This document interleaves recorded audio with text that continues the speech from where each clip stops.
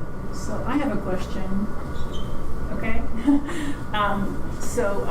My name is Maria, and I actually grew up in Buenos Aires. Soy porteña. My question is that you mentioned art in the 14th century, 16th, 17th century, and I think art then had a different role because there was no technology to reproduce landscapes or portraits. So art in that time had a definite purpose. But today we have technology, so we have videos, we have photographs. So what is the role of art today? What do you think? Do you ever reflect on what is the object of art today? Actually, honestly, I can see and feel the after art of this century, of this time, it really doesn't appeal to me. I feel I don't have a feeling at all. I mean, because the shapes doesn't mean anything, and the technique that I saw long time ago, not even. Yeah, actually, I don't know. I do not have respect or attraction for the paintings that are doing all around the world. I don't have the attraction because I can. If I saw sometimes in a magazine something like that, it's just, I feel sad. But after the 22nd, 1997, 98, I don't really have attraction for the artists in the world. Because I'm sure there are many people that like it because they are younger and they can appreciate it. Myself, I am attached to the 14th, 15th, 16th, 17th century art. I have a tremendous admiration and ask myself how they did it, how they painted such a beautiful things. I got the books, I stayed like 5 minutes just looking at it, admiring that beautiful painting they did in those years.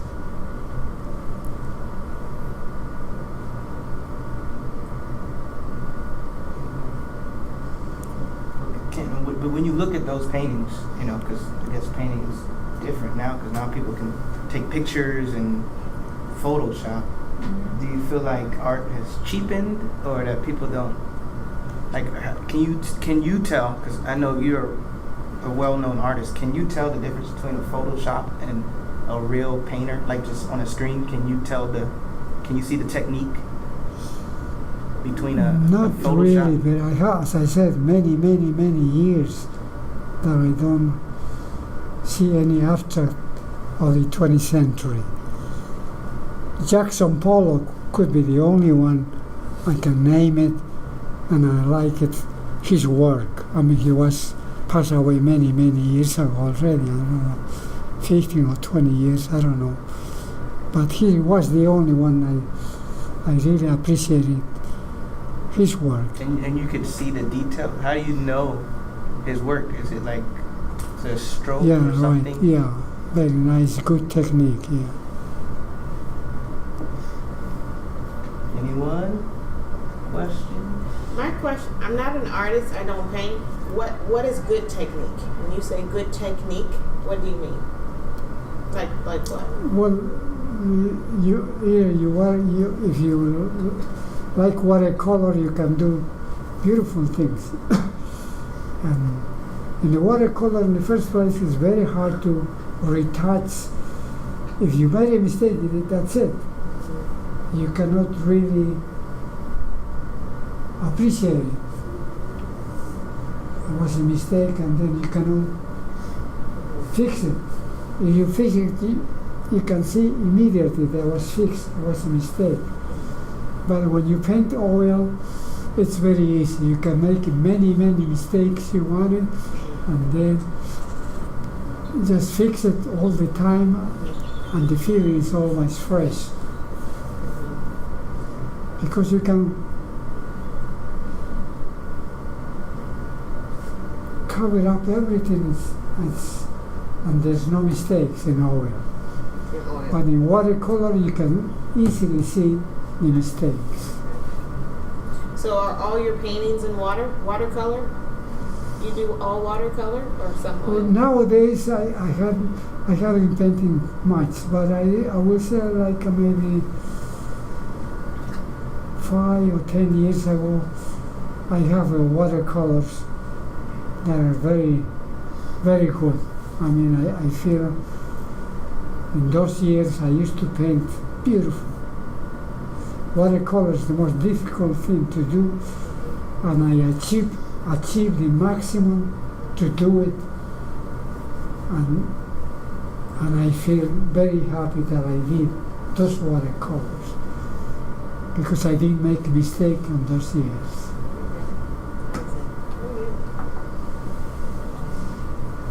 Thank you for visiting us.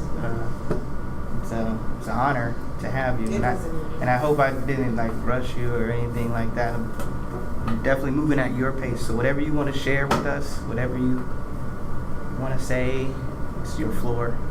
Is there anything else you want to say or tell us? Is there anything? Okay. It says, is there anything you want to say or say to us? You can say it in Spanish if you want. I'll translate it later on the podcast. Well, in the first place, I am very happy and appreciated for your invitation. For me, it is very strong feeling that I have been here, and you were able to see my work of art. That's it. All right, well, thank you. Yeah, we appreciate you Thank sharing you. this.